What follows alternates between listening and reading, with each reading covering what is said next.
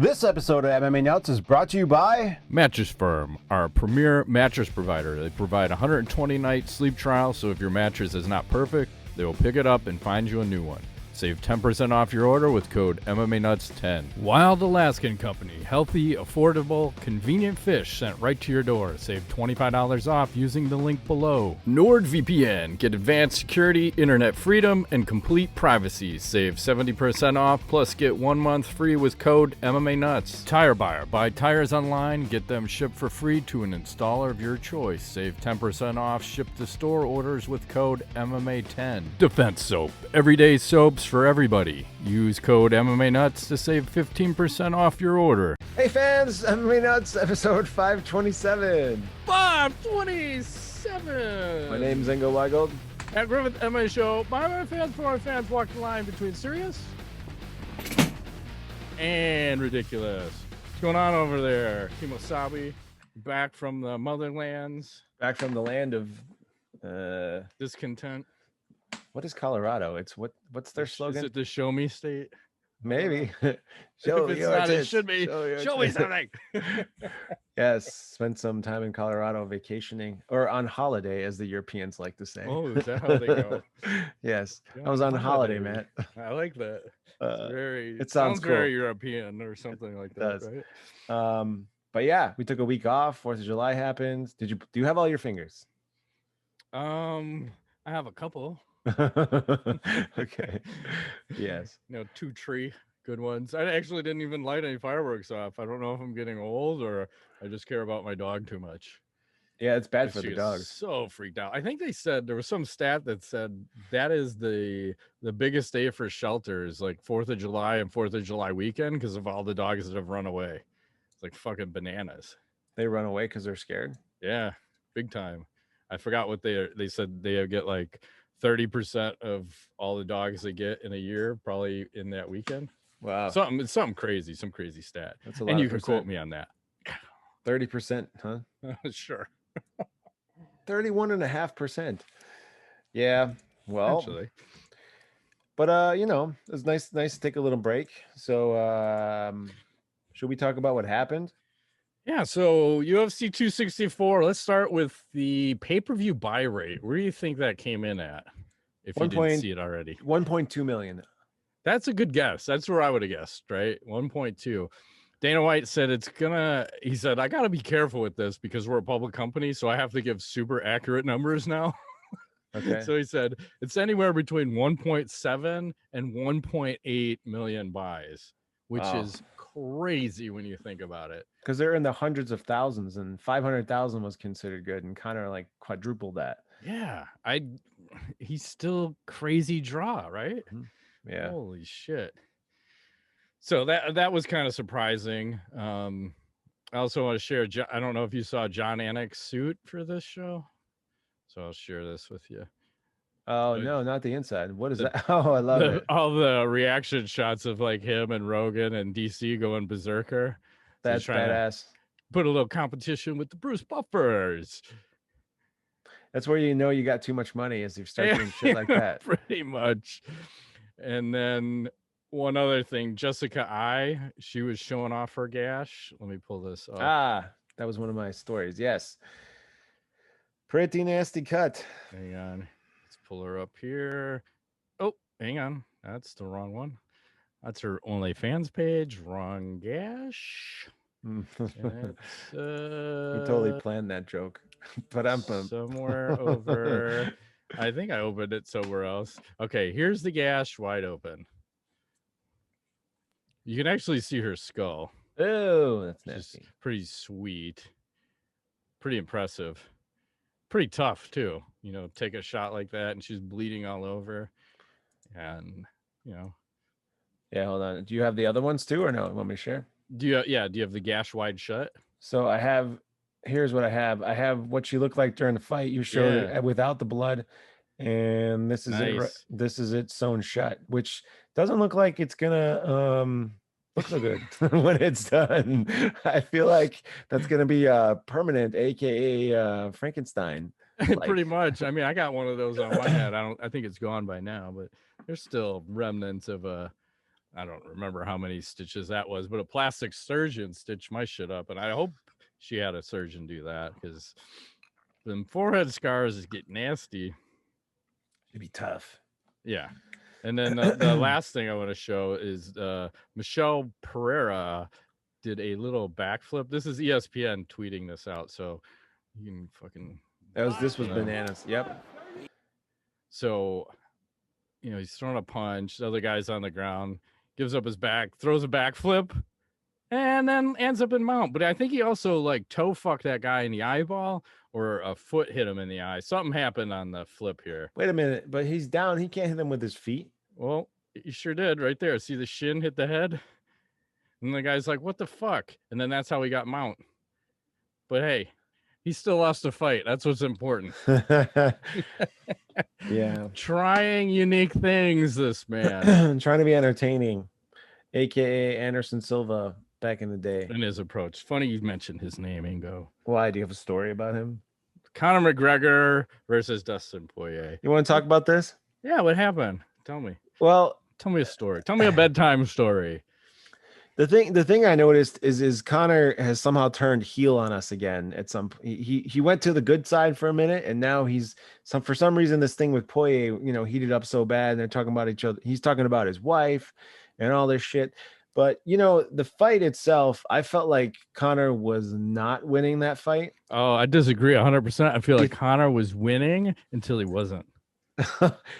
Which was about 30 seconons into the first round. He was doing well with kicks, wasn't he? Yeah, but kind of. But that he was getting tagged up and all kinds of stuff, and it just back and forth. How's that? Yeah. Until the takedown. Well, apparently there was supposedly a checked kick that hit Poirier's elbow, which supposedly caused the initial damage. But at one point, Conor's trying to step back, and his foot just gives out, AKA Anderson Silva style, just plang, Chris Weidman, plang. Yeah, it's nasty, right? He goes down, fight's over, whatever. I just have a question though before we get into more of it. Why does this keep happening all of a sudden? What is going on? I was going to ask that and ask the nuts.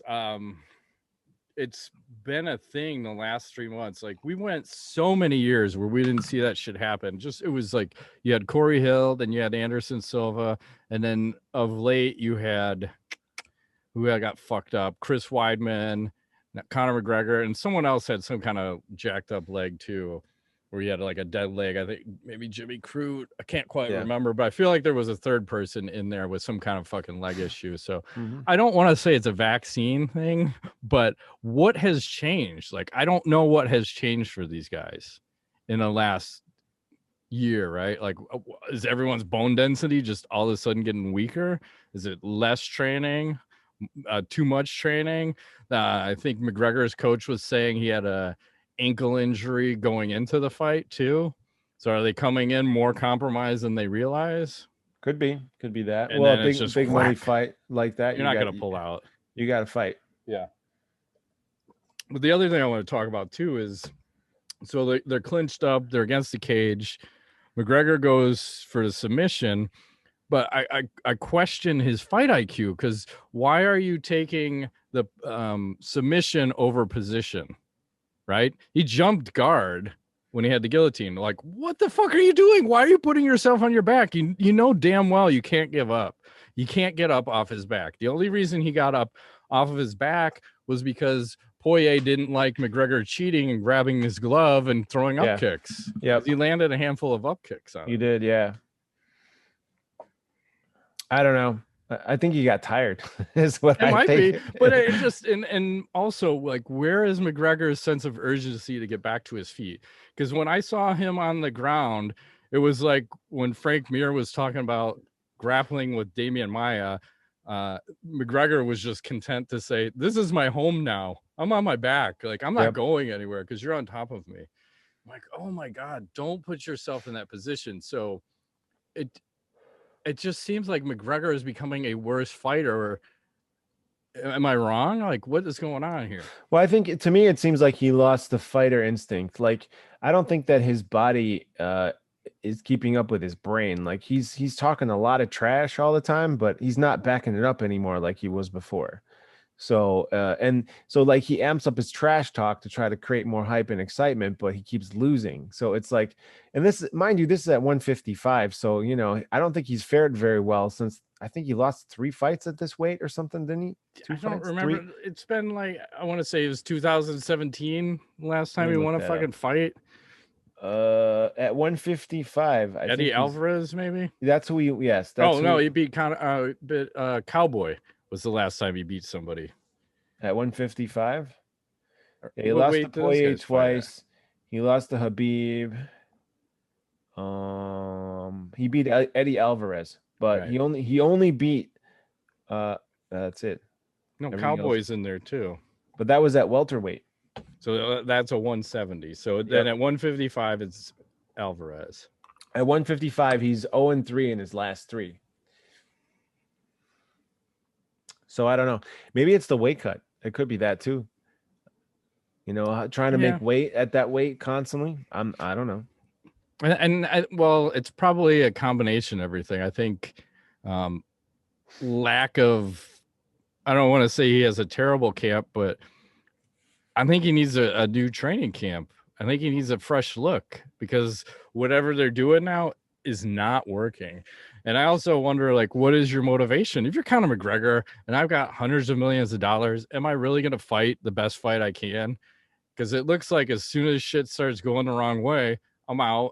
And then he was sure as shit to make sure that loss was not a TKO, wasn't a knockout. He's like, oh, it's a doctor stoppage. It's a doctor stoppage. What does it matter? It's a loss. It's another loss on your record.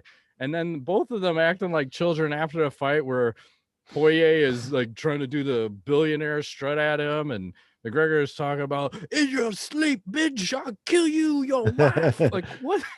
Like, I understand you just broke your foot off, but get your shit together, man. Like, I disregard everything he said because in that moment, your fucking foot is barely hanging on. It's hanging on. Joe Rogan's interviewing him sitting down. I mean, it's like the whole thing.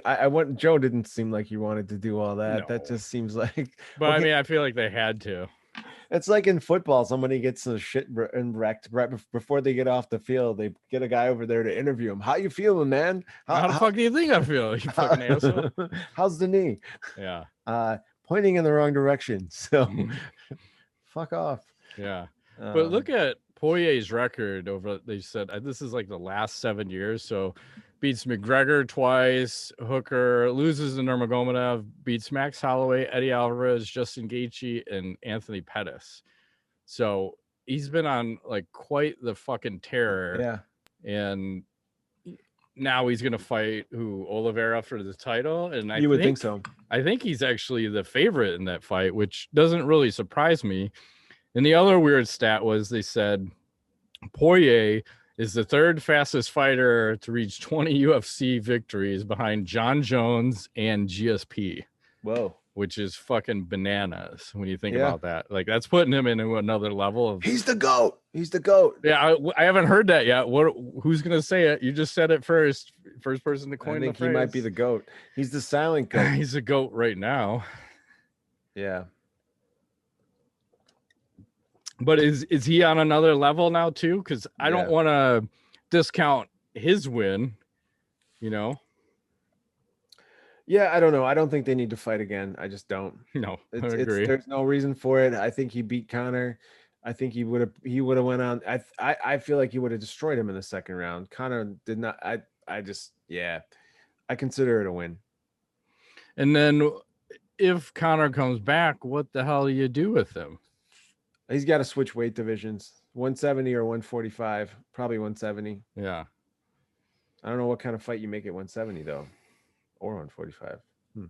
Well, it's got to be a Diaz, I think. Give him back 145, Jose Aldo. Let's run that back. Maybe, because he can't. The problem is, I don't think he beats anybody in the top 5 right now. Yeah. Maybe not even in the top 10. No. So, and you don't even know if he can come back from this. That's another thing. Like, that's a horrific injury to break your tibia and fibia. So, 1, can the guy even walk again? And then 2, is he even going to be the same guy? Because look at how Anderson Silva came back. He was never the same. No. You'd be hesitant to throw a kick for the rest of his life or the rest of his fighting career. So I don't know if it's good or bad. It's probably bad for the sport since he's drawing, 1.7 or 8 million. But I think I'm just kind of sick of all the bullshit that's going along with it from both the guys after the fight. They're both acting like babies. Like, man up. Yeah. You guys squashed it. I know that's not the way you want to win a fight, but it's fucking over. You don't have to be little bitches. So kind of not liking both fighters at this point, but it remains to be seen. Mm-hmm. Do you have anything else for that fight? Nope, I'm good. You talk about the Gilbert Burns versus Stephen Thompson fucking sleep fest. I was gonna say I didn't watch all of it because I fell asleep for some of it, and then I rewoke back up. I hear like, that. Hey, I don't know. I'm unimpressed by both fighters. The thing was boring.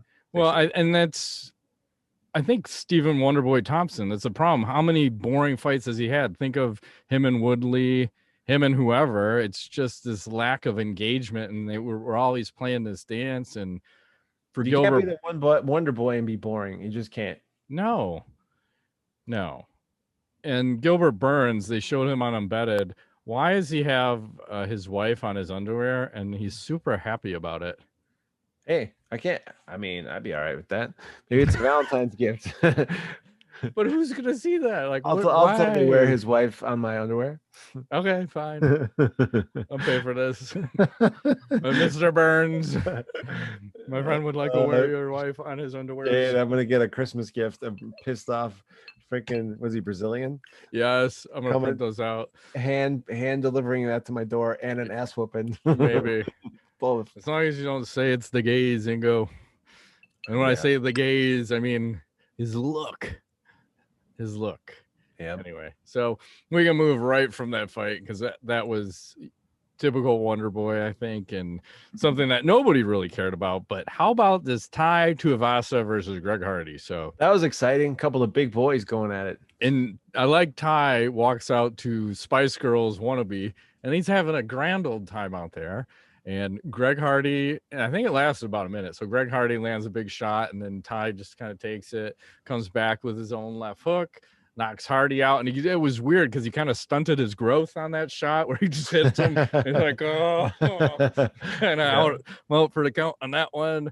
And then he jumps up on the cage, gets a shoey, pounds of beer, and then on his way out, he does like 100 random shoeys from people in the crowd. It's so crazy, but I enjoy a guy who's having a good time out there and bringing back some excitement to the heavyweight division, right? Yes. Like, that's what we want to see. We want to see two guys just going for broke, and it's kill or be killed. And we finally got a little action, especially when you have guys that are just going to go out there and dance. And then I can appreciate both these guys going out there and fucking banging it out, right?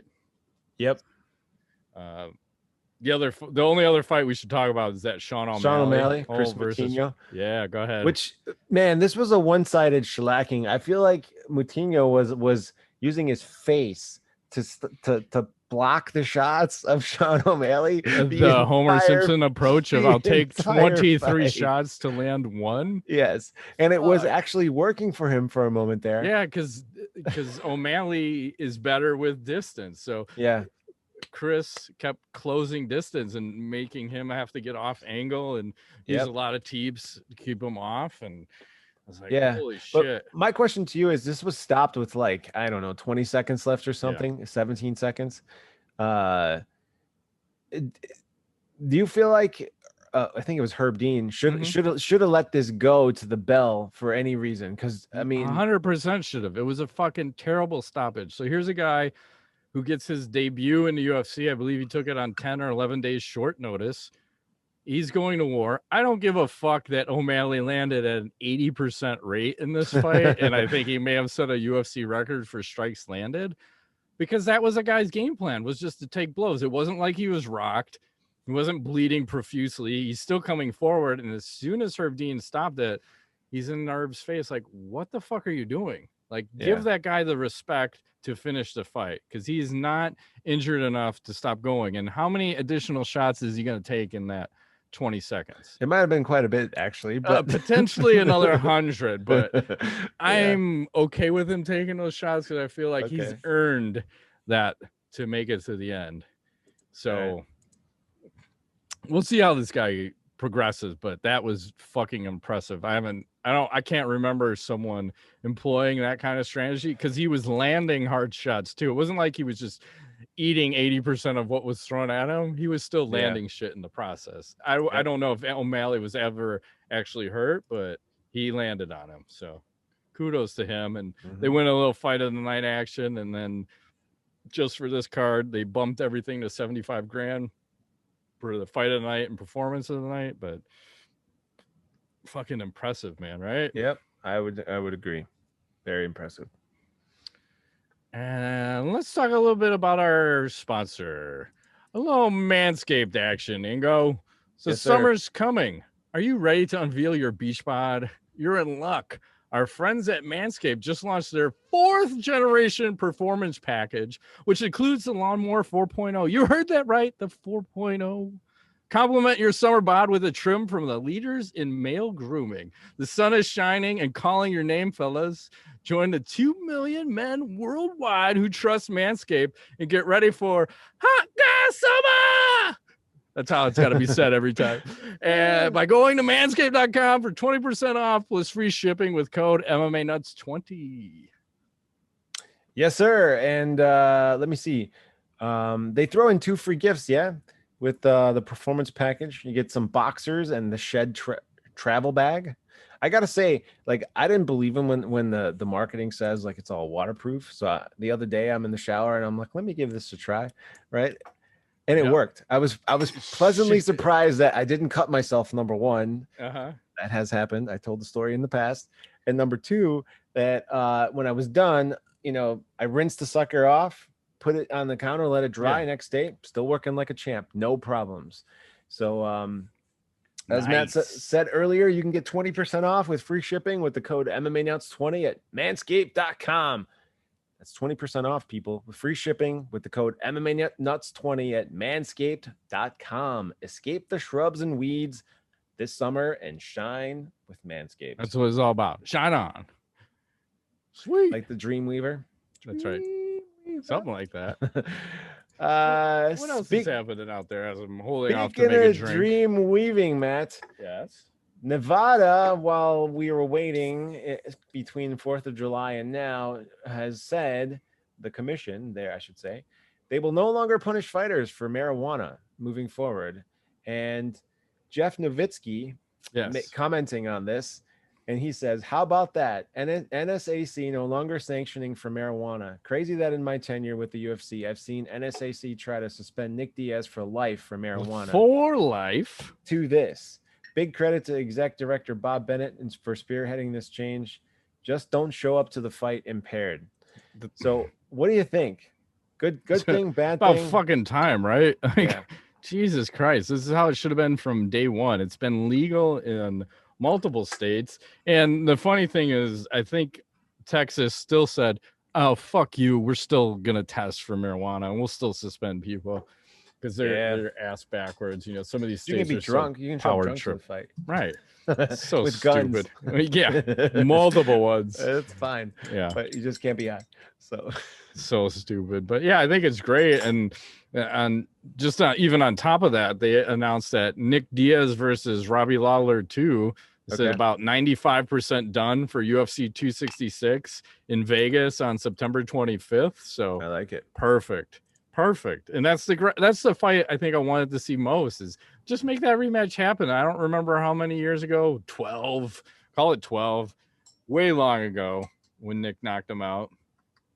So great comeback fight for both, because Robbie's been out for a hot minute, right? And probably not the same fighter from, a Roy McDonald war or two, Yep. Oh. So I'm pretty geeked on that. What else is out there?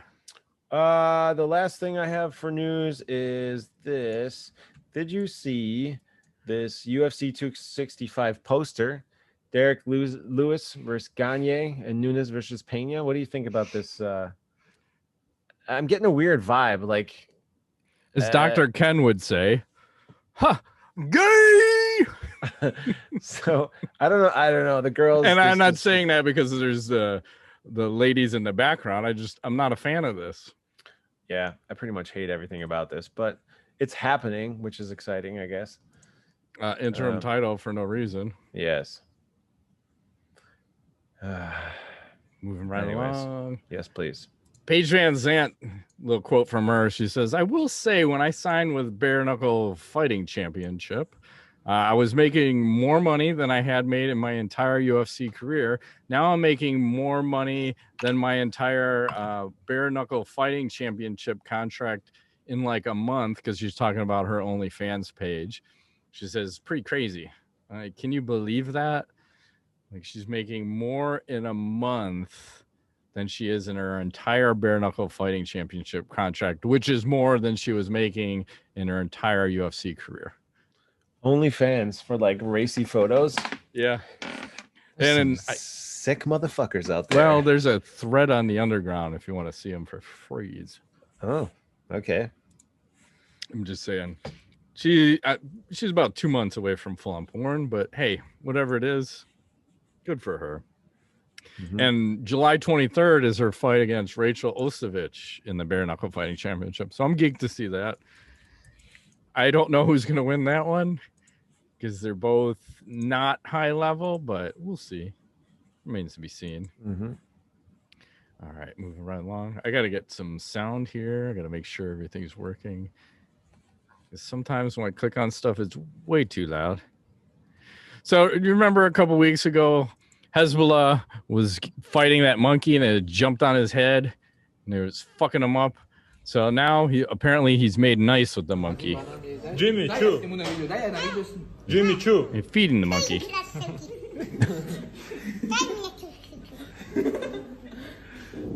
Are they paying this guy? I don't know. They need to be paying this guy. This looks like child abuse, Matt.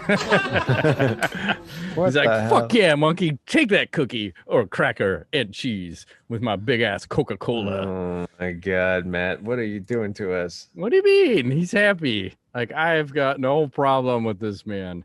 I think him and that monkey have become really good friends. I got to see. Yeah, Chef Hasbulla is just going to town here with the monkey. Chef Hasbulla? Yeah. Still cooking. Whoa. How that laugh is ridiculous. I know. It's great. He's cutting them red peppers. Like, here, monkey, eat this shit, you little fuck. Here. Don't take my finger off. You see that? That fucking monkey took it. He ate it. Now cut his head off. What the fuck are these guys doing? I don't know. I thought there was supposed to be this huge fight. I've been waiting for Hasbulla. They're just teasing us. It's never going to happen. I know. Every week I got to check in and see what's going down in this camp. I feel like he's ready to take over. Let's do a little tweet of the week. Mm-hmm. Darren Roval tweets it. It says, Sons in 4 guy now has an officially licensed bobblehead. Look at that shit. Sons in 4. Love it. I like the description. Nick Keller, Mick Keller, you heard me, aka Sons in 4 guy, made his debut and quickly established himself as an instant celebrity when he broke the internet, when he got into a fight with a Nuggets fan, absolutely destroyed him while yelling, Sons in 4. So for $40, you could buy his bobblehead, which is fucking ridiculous, but great. Why not? Yeah, I'm not paying $40 for some schmuck on the internet just beats people up. But good for him on getting one. And then the other little tweet of the week is, I don't know if you saw this. Jake Paul bought a $100,000 chain of Conor McGregor, knocked out, holding a bottle of NyQuil. What the hell? That's when you've got too much money. And I think he's gifting that to Dustin Poirier, if I'm not mistaken. Yeah, something like that. So crazy. Wow. Let's do a little Ask the Nuts. I gotta say, Rodrigo Machado, where are you at? I'm getting worried. We haven't heard from you. Come back and see us. I hope you're okay, brother. I hope you're okay. Let's see. I got a little quote from Faraz Zahabi. So he says, if you put Nate Diaz in a fight where there is no time limit, I think he beats 99% of fighters. You can't sub him. You can't finish him. The guy doesn't stop walking forward. He puts volume on you. He's the scariest, in my opinion, street fighter in MMA. What do you think about that? I mean, he has a point. What do you think about it? He doesn't weigh enough. I think you got to be. He is for that weight class for sure, right? Okay. I think at that one stuff, let's call it 160-ish and below. But I don't know who's more, because it's cardio, right? Like, Jesus Christ, you get in taking punishment. So in those aspects, I agree. But I feel like he needs about 20 more pounds on him to be the greatest street fighter. Yeah, because like him against John Jones in a street fight, John Jones is gonna wreck him. I don't give a fuck. It's just too much size. Like, you can't. That size will destroy you at some point. Like, you're good for probably 10 pounds, but light heavyweights, and especially like if you had a heavyweight, all he needs to do is connect once. Like, yeah, Nate's great if he's fighting 170ers, but you're gonna tell me him against Ngannou in the street, like fucking Nate's gonna beat Ngannou? Fuck no. No chance. Gonna land one shot, and fucking Nate might not be knocked out, but Nate might be 3 blocks away. That fucker hits like a Ford Escort. Like, ouch, that hurt. Yeah, that's a good point. So I can see it both ways. Let's see. And we talked about the horrific break legs. What's the best MMA nickname in history? In history? We got a couple. I always like the Mexicutioner. That's a good one. I'm trying to think who else. I'll share one I think is probably the best. Kris Cyborg. I think she turned 36 or 37, and this was her birthday pic. Such a strange photo. It's confusing, right? She's so hot. 36 never felt so good. I think it's just Kris Cyborg. How's that? Yeah. I like them apples. I like them. All right, fine. Who's Dean Thomas just said this. He said, "Is bare knuckle fighting a graveyard for MMA fighters?" I would say it's potentially turning into that, yes. But if they're able to make more money, does it mean it's a graveyard? It's more of it's like the Nashville of MMA. Pretty much. Or the Vegas of MMA, I should say. The Vegas of MMA. People, like, musicians go there and they make lots of money, but they're just kind of like loungy, a lot of them. So, well, I mean, people are having success over there. Thiago Alves, he was in Poirier's corner, but did you also notice he had a broken hand? No. Yeah, he had a cast on his right hand. But I mean, Paige VanZant's going over there making money, so people are going there. I think it's a mixed bag, because Paige is maybe in the prime of her career. Not saying that she was a great fighter, but from an age standpoint, prime. A lot of the other guys, older guys, yes, maybe it's a graveyard. But if you're making money and still being semi-successful, I don't think you're going there to die. You're having a second chance. How's that? That makes sense. If you could only watch one actor's movies for the rest of your life, who would it be? Only one actor? Yep. Who's had the most diverse roles? Tom Hanks. He's been in a lot of different kind of movies. Yeah. I agree with that. I like a little Keanu Reeves. Okay. You got the John Wicks, the Matrixes, a Point Break, a Constantine, the Speed movies. He's been in some movies with Sandra Bullock where he's all smoochy and shit. Yeah, the Speed movies, The Devil's Advocate. Oh, there's other movies like Dracula, Lake House or something. Parenthood. He was in Parenthood? Yeah. Something like that. I think so. One of them weird early movies. Bill and Ted's, if you like that kind of shit. That newest one was so bad. Oh my God, kill me. It was kind of like Black Widow. That's how bad that movie was. I did not see that one. You can skip it. I heard it was bad. 6 out of 10, if that. Humor did not work. Here's a good one. And I'm going to do a little tail of the tape for you. So would you rather fight a chicken every time you get into a car, or fight a chimpanzee once a year, but you get a sword? And let me give you a little tail of the tape first before you answer. So a chicken, they can be up to 28 inches tall, and they average about 5.7 pounds. they like sumo style body bumping and jumping on the opponent's head with lots of wing flapping, right? So chimpanzee average about 4'11" and they weigh anywhere from 90 to 155 pounds. Their strength is 1.5 times that of a human. Their grip strength, this is where we started getting frightening, is 441 pounds to 727 pounds. It's not exactly accurate. Highly territorial and frequently kill other chimps. Their strength and sharp teeth mean that attacks on humans could cause severe injuries. So where are you falling on that? Are you fighting a chicken every time you get into your car, or fight a chimpanzee once a year, but you get a sword? Well, I already had this answer before you read all that, because I know this math, Matt. I have thought about this. Okay, go.